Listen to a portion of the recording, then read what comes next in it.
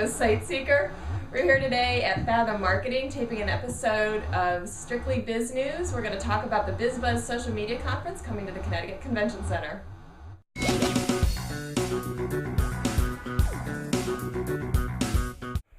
And we're back. Thanks for tuning in. We're back and better than ever. Welcome to Strictly Biz News. You guys know Corey, my guest co-host. I'm Alfonso. I want to thank Kathy and Brett for coming on. And this episode is a BizBuzz conference themed episode where you guys are learning about what the conference is. It's going to be up in a couple of weeks, so you guys don't have to check it out, and we'll give more information as the episode goes on. So we'll go right into the hot topics. First up, Google gives local business an advertising boost. They just launched Boost, a location-based ad product for local businesses built on Google Places. It's available in San Francisco, Houston, and Chicago right now, and then it'll roll out to cities as it goes. It's pretty cool. It shows up when users search for local businesses. They appear in sponsored links section of Google when the web search and then Google Maps as well. I think it's definitely going to take Google Places and the ad revenue for Google up to a whole new level. Agreed. Because we're really struggling for revenue. I know, right? I know. We're hurting in this economy. Yeah. I think it speaks to the fact that Facebook is dominance, and continued dominance represents just an amazing threat to Google that I don't think they anticipated. So at this point, there's a lot of things and deals going on in the background, especially negotiations with business partners and advertisers. So this is sort of the next stake in the game for Google moving forward to show its localization, bring, I think, more of a sort of a human angle to who that company is by supporting smaller businesses, where Facebook, just by the natural way that people put their information in, is a human directory. Yeah, So I definitely agree. It brings that personal experience in, reduces search time, and I think they're responding to not only their audience's needs, but the way that their audience is going, or their consumer rather. Yeah. Just like Facebook. Yeah. Well, they automatically launched. You start typing it in, they already zeroed down what your zip code is. They're already doing everything locally, so they're not. I remember Google was like, you just type it in, and it would just pop like things from like California will come up. Now it's just everything you search, everything local comes in. Yeah. I think it has a huge advantage over Facebook, where Facebook ads are much more passive. You happen to mention the conversation on your wall, and so these little ads pop up that you may or may not be interested in. But on the Google Places, you're doing a very specific search. You have a need, and now for them to have the ability to manipulate their position on the map, because it centers, from the center of the town out. So if you're on the outskirts of town, you're always going to be at the bottom of the list. Yeah. Now you have the ability to move that up. Tie that with Google Tags, the ability to highlight really important content. Yeah. I think it's taking that already really cool opportunity and taking it to a whole other level. Yeah. Well, they said the ads will contain the basic information, address, the name, the phone number, and then customer-focused tidbits, which would be like star ratings, reviews. So they're actually, even from mobile phones, you just go on and you can actually read reviews all from Google Places, where like you want to go somewhere, just one quick link to look over, so you don't have to jump to Yelp or any other page. You look up reviews and stuff.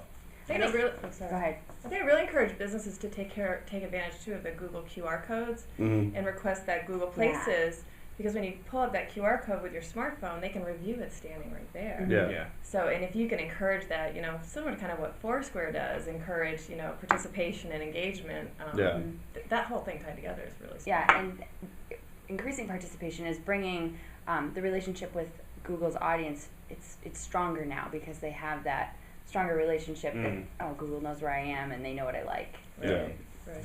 It's interesting to see the evolution of localization. I mean, it's really the next big trend. Facebook's integrated localization, and that's only going to continue. I think what we're going to start to see next is, you've heard words about augmented reality, which is now being attached to localization. In other words, your device is going to be able to identify the environment you're in and actually show you a way to interact with that environment using augmented reality, which is pretty fantastic. Just technology in general. I remember when I just got my new phone and I went to Verizon. I think there's only one flip phone in Verizon now. And when I went to renew my contracts 2 years ago, it was all flip phones, maybe one smartphone. It's just everything's shifted, and I don't even know what it's going to be like 2 years from now when I have to re-upgrade my plan. Expensive.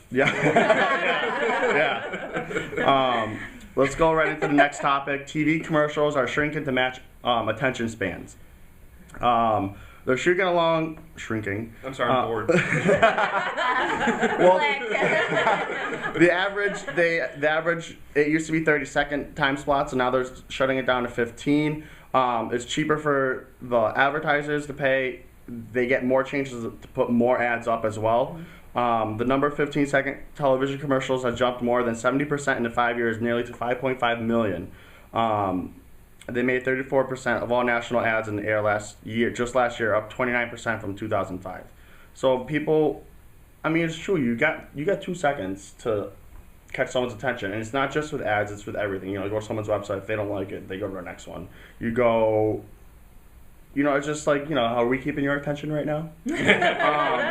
But it's just... You're just waiting for me to screw up. Yeah. waiting for you to put me on the bus. But, yeah, it's just, I don't know. I can definitely see it happening. I mean, I think the shorter commercials are usually the ones that are funnier. Like the Old Spice ones. Yeah. Those are really short, quick through, and it's funny. Now, I think if companies are smart about how they do this, some of the article talked about it saving budgets, right? It costs about half as much as a 30-second commercial.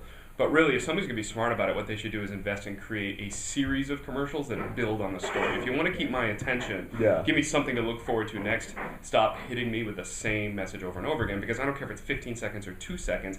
My mind's going to shut it off if it's the same information. So do a series like what Old Spice did and build on the story. I mean, in Europe, that's been the way they've been doing it for a long time. It's starting to catch on here a little bit more, but that's effective. So actually enhance your investment, do it right, and then look at the effectiveness of it. Right. They're not just shortening the 30-second, they're changing the content as well. Yeah. Right. Absolutely. Yeah. I think driving right to the point, a lot less fluff, a lot more instant value points, and really getting to the message. But I do think it is I was reading that though, like, oh, we are such a soundbite nation. Absolutely. We're just a society of ADD. We should all be on ADD guys, Absolutely. I get the point, but it was sort of like, oh, this is I wonder how it's going to affect like the Super Bowl commercials this year, or like how most of them are getting smaller, and how they're probably going to still be charged millions and millions of dollars, but I think we're going to end up seeing a lot more commercials in the next few years from, the shorter 15-second commercials. Well, last year's Super Bowl commercials were not. No, there was like one or two. The Doritos one was funny, with the little kid smacked the father or the boyfriend dating the girl. That one was funny. But I mean, the trash on TV nowadays, like when I get done, like after a scene of the Jersey Shore, I'm still trying to figure out what the GFF is, the DTF, the Canadias, and or whatever they call shower. them. And give up this pump. I'm like not, into the commercial that's on next. And if it's like a long, drawn out, complicated commercial about some pharmaceutical success story that some guy had about whatever, I'm just not getting it. A long, drawn-out success story in ED. Do you think, though, it'd be interesting to see, now that by dropping the costs, it actually is going to open TV marketing to people who couldn't previously probably afford it. Will there be some balance between, because already it seems like there's less show and more commercials, and now that they have more people who may be interested in investing in marketing, where's that balance going to be? Even, a bazillion short 15-second commercials and 10 minutes of the show? Yeah. Like, there's going to be a saturation point where we're all going to just not watch any of them. Yeah. Well, it's already between DVR and Hulu. Hulu has ads on their place already, but like DVR, I just fast forward through all the commercials. I don't watch any commercials anymore.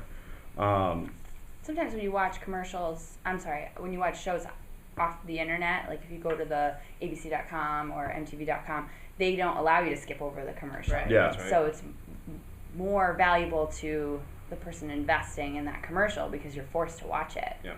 That's when I browse around the internet while the commercials. That's right. And I do other stuff, multitasking. Ways around it. Our tolerance for being forced what content we see is there's no tolerance anymore. Yeah. So because we're so angry. distracted by 15-second commercials and tweets. So we'll go right to the next topic, asking for a raise in a tight economy. It was an article from CNBC.com. I thought it was pretty interesting. So, with the economy, and they're saying the recession ended in 2009, but, there's still whatever's going on. They gave a couple tips on how to ask for a salary increase in a raise. And there was Avi Kanarni, another name I just butchered. We'll add that one to the list, Corey. He one said, a week, or 2 a week. Yeah, at least. A lot of people are taking on more responsibility because companies have laid off people. He's a lead strategist at a website called Get Raised. It's a site that helps people figure out when they're due for a raise and how much that raise is going to be, which is a really cool site. I didn't even know about it until I read up on this article. So, there's different things that you can do. You don't just go on and demand a raise. You got to do your research and stuff. That's what they're going on about in the article, to use sites like Payscale, Salary.com, Glassdoor.com to figure out what the salary range is for what you do before you go in and kind of, demand a raise and not have anything to back it up. Well, I think there's an interesting opportunity right now that, it's always been an opportunity being an employee, but it's more on the surface now, is that everyone's essential, right? The people that still have jobs with their current employer are probably a lot more essential than they used to be. So if you're going to put yourself in a position to deserve a raise, and that's the position you need to be in to go before you go ask for one, is to look at how essential you really are. The article talked a lot about paying attention to management meetings and things like to see what was going on in that company, to see how you're tied into these things. But I would say more often than not, especially now, everyone's slimmed down, the employer is slimmed down, so everyone there really counts to keep the business operating. Pay attention to how much you count, and if you don't feel like you count enough, you better take on some other activities. Once you're in that position to become essential, then the sky's the limit. Right. The employer's going to understand that. So, I think too, it was really good in, I think just educating even I'm going to sound like old ladyish now, but the younger generation. The young kids. The younger generation on how to approach the concept of getting a raise. And I think too, as we're all busier, I don't think we all fully understand what everybody in the company is doing. And so they need to say, this is why I'm of value. Did you know I was getting this, and this done? And here's what you hired me to do. This is actually what I've accomplished, and I really believe I'm worth X because I've done it all. Sometimes, we're all working so hard that we don't know everything, and suddenly you lay that out, and you can really prove a good point. But I think irrelevant of the economy, if you deserve more and are working hard, and you're of value to that company, you're going to get more money. Yeah, exactly. It's just kind of backing up what you're saying. You can't just go in and be like, all right, I want, a 20% increase right now, or I'm out the door. Now. Well, people are replaceable, especially in like how the economy is. They can find someone who they can pay at the same level without giving the pay increase. But you just have to give the information. Do your research and tell them what you can do and what you can offer, and if you're bringing in more money or cutting costs for them. Yeah. Next up, Facebook lobbied to kill Social Networking Privacy Act. I didn't even know this was happening until I read the article. Between April and June of this year, Facebook reportedly spent more than $6,600, which is like pocket change to them, lobbying California state officials to kill Social Networking Privacy Act. The act is introduced by Senator Ellen Corbett. It was in February to restrict social networking sites from displaying the addresses and phone numbers of minors. Makes sense. I don't know why Facebook would fight it. They should just stop displaying minors' phone number and addresses, even though I don't think minors should be displaying that information anyway. But they say the average child gains digital footprint of the age of 6 months. The ticket recently reported about 7% of babies have Facebook pages set up for them by parents, guardians, that, even I've even seen Twitter accounts that people set up with babies. Started from the womb, where it's like, oh, I did my first kick today, and they tweeted it. I'm like, certain things are a little ridiculous, but I kind of agree with the act to kind of, take off the phone numbers and the address for minors. I think what's interesting is Facebook's gonna fight any control. Oh yeah. Right? Because the whole point of Facebook is transparency.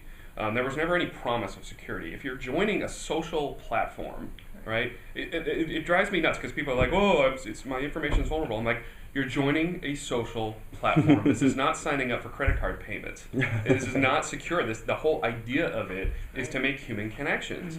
As Facebook's database grows, and really if you think about like what it's doing, we have a real-time sort of measurement of the consciousness of 500 million people, real-time happening right now. Right. That's unbelievable information. The power that Facebook has in that information is only going to become more visible. So as these kinds of controls and states are, with fear tactics or whatever, are trying to take control of this stuff, Facebook's going to be more fighting it more visibly. $6,200. Are you kidding? What did they do? Like rent a limo and go out to one dinner? Yeah. That's nothing. Yeah. We're going to see those they have their first professional lobbyist on staff now. I think we're going to see them pretty soon. Which I was very surprised about. Yeah. Well, the whole Facebook thing is interesting, and you're right. It always amazes me. You're on a social network. How did you not think? Yeah. But I think too, when people fill out the account information, they almost think that every field is like mandatory or Yeah. something. Like I didn't put my year of birth. I don't really want that much accessible information about me. Right. Yeah. But in Facebook, being the mom of a 20 and almost 16-year-old, they allow, like, they actually have a parent switch for the teenagers. So, and every once in a I while, didn't my know daughter parents me, and I ping her right back, unparent me or pull the page, you know? Yeah. I didn't know they had that. Wow. Yeah, they have, like, you can see some stuff, but you can't really see the wall. And every once in a while, I'll go to check Abby's page, and I'm parented. So, you know, Facebook has been in this interesting dilemma, but, we watch Abby's thing all the time. She lost her phone, got a new phone number, and said, call me, here's my number, on Facebook. I'm like, no, you can't. Yeah. Yeah. So parents, you have to be involved too with minors, and Sure. you can't just let them out there, you know. Guess I'm lucky my parents don't know how to turn on a computer, so they can't. They don't know. They haven't. Because back when Facebook was just for college students, that was a completely different story. Yeah. Absolutely. Guys, thank you for coming on. We'll be right back. We'll do a spotlight interview on Brent and on Fathom.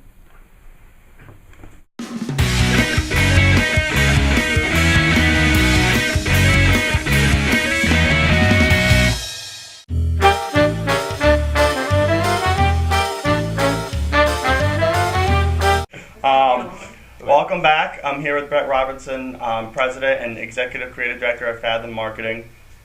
How did Fathom start? Well, Fathom was born of two firms that came together about 5 years ago. My business partner, David Loudon, had a small business that was a strategic marketing firm for closely held businesses and nonprofit organizations. And then I had a company called Trimeris, which did boutique high-end brand and interactive development for companies all over the country. We merged our businesses together because it was really a natural fit to have both really the strategic side of the thinking and then bring in the visual expression side. So Fathom came together to, and really how that's evolved now is we work with companies, and the way we describe it is we help realize possibilities. So we sit with our clients and really eke out the most potential we can about their initiatives, and then we bring that to reality through visualization, which takes form of brand and interactive and things of that nature. So what makes Fathom different compared to a lot of the other marketing companies around? Well, a couple of things. I would say the biggest of which is, 50% of the work we do is in the thinking. Mm-hmm. It's in the ideation. We co-create all of our solutions with our clients. We don't sort of hunker down into a little cave and come up with creative and then present it to our clients. We actually work together because it needs to be authentic. Mm-hmm. That said, we're also sort of media agnostic. In other words, we're really looking at what are going to be the most effective tactical solutions in which to get that idea out there, and how is it going to connect with people. Is there any other information on Fathom you want to share with the viewers before we go over to the BizBuzz question? Well, I think the BizBuzz is a great opportunity because social media or social thinking is really important, mm-hmm. And it speaks directly to that authenticity. And so I think BizBuzz is going to give me an opportunity in speaking to everyone to talk about what's really going on here. It's Yeah. not about tactical solutions, and it's more about being true to yourself and true to what your business is doing, and that's what we're trying to eke out of our clients. What's the Fathom website so that you can go on and check Fathom it out? is www.fathom.net. Okay. And so what made you agree to be the keynote speaker for the BizBuzz conference? Yeah, we were joking about that earlier, about Yeah. the wad of cash that I got slipped in the pocket. No, I think, for us, any opportunity to create a different perspective or a different framing for the context of what social media means to a business mm-hmm. is a great opportunity. So I'm honored to be able to sit in front of this group and talk about what's so. Do you know what you're going to be talking about? I do. You do? I do. Any, what's the word I'm looking for? A little clip or a little clips. It's about creating sustainable relationships. So what's for? We'll come up with Kathy and we'll talk about the BizBuzz conference. But where's the where can they get more information, like a website for the BizBuzz conference? I'm gonna have to default. Okay, we'll be right back. And we'll be There's right. so many. I don't know which one to mention. We'll be right back, and we'll be sitting down with Kathy and we'll be talking about the BizBuzz conference.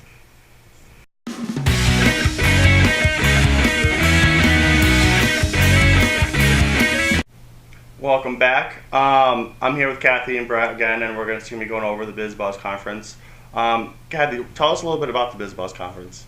BizBuzz is a social media conference really geared at businesses. It's to help people understand the business-to-business concept of social media and how it can impact and affect your business.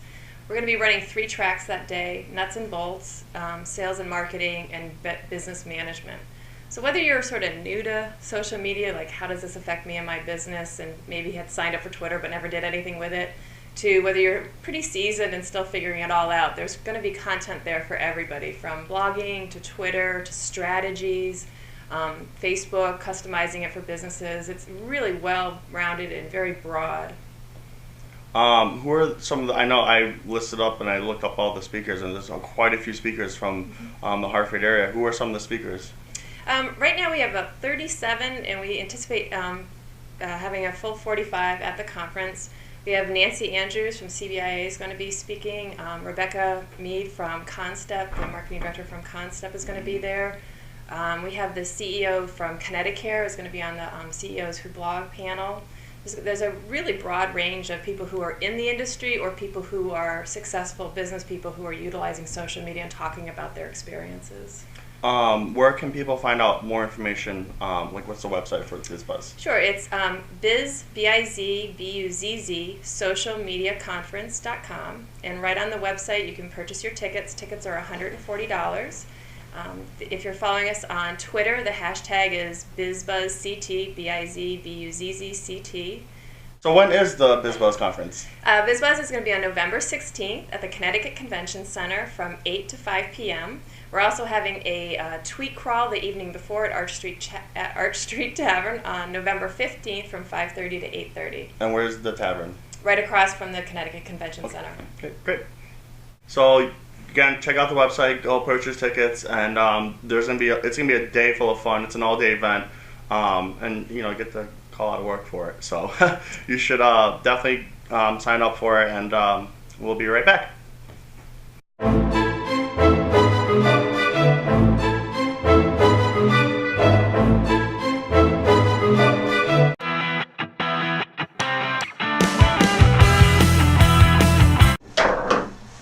That was another great episode today. I'm sorry, I'm just trying to beat you. Please. Yeah. I have one of these at my house. I'll be kicking your... Thanks for tuning in. Episode 25. Yep. I want to thank Kathy and Brett for coming on. Fathom Marketing for letting us shoot an episode here. Make sure you do check out BizBuzz Conference. I'll actually be one of the speakers there, so you definitely have to check it out. And are you still playing? Say bye to the people, Corey. Bye. Thanks for tuning in. We're really excited. We're back in November, better than ever. See you guys next time.